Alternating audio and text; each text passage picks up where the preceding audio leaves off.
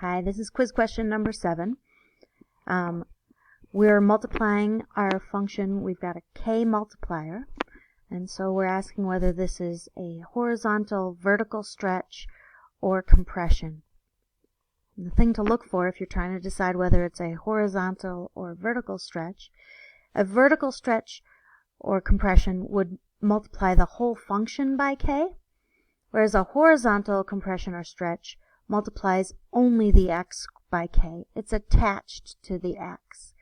This k is attached to the x, so this is going to be a horizontal stretch or compression. I'm not multiplying my entire function by k, I'm only multiplying my x coordinate by k, and so that's going to be a horizontal stretch or compression. So I can immediately decide that it's not B or D because those are vertical. And now I need to decide whether it's a stretch or compression. Well, k equals 5, and 5 is greater than 1. So when k is greater than 1 and it's a horizontal, that would be a compression.